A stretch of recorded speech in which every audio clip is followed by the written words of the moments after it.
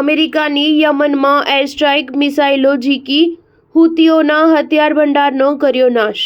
અમેરિકાએ યમનમાં air strike કરી હુતીઓના હથિયાર ભંડાર કેન્દ્રો પર મિસાઇલો ઝીકી છે.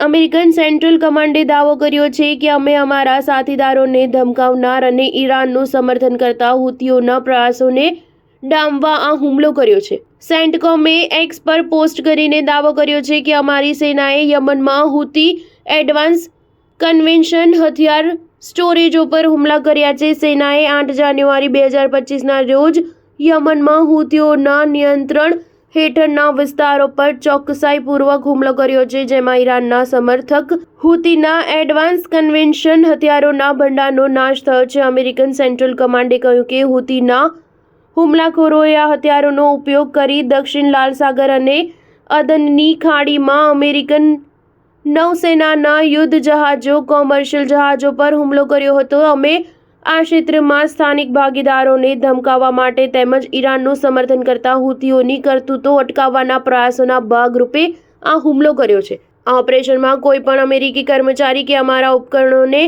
નુકસાન થયું નથી. અમેરિકાએ યમનમાં અગાઉ પણ હુમલા કર્યા હતા. યુએસ સેન્ટ્રલ કમાન્ડે 31 ડિસેમ્બર 2025ના રોજ એક્સ પર પોસ્ટ દ્વારા કહ્યું હતું કે અમારી સેનાએ યમનમાં હુતીઓના અનેક ઠેકાણાઓ પર હુમલા કર્યા છે. સેનાએ 30 અને 31 ડિસેમ્બરે યમનની રાજધાની સના અને હુતીના નિયંત્રણ હેઠળના અનેક ઠેકાણાઓ પર ચોકસાઈપૂર્વક હુમલા કર્યા છે. અમેરિકાએ યમનમાં હુમલા કર્યા બાદ હુતી બળવાખોરોના પ્રવક્તા મોહમ્મદ અબ્દુલ સલામ અમેરિકા પર ભડક્યા છે. તેમણે કહ્યું કે અમેરિકી સેનાએ રાજધાની સનામાં અનેક હુમલા કર્યા છે. આ હુમલા બાદ પર અમે અમારી દેશની સુરક્ષા કરતા રહીશું. સ્ટાર ન્યૂઝ 7 હંમેશા સચ્ચાઈની સાથે.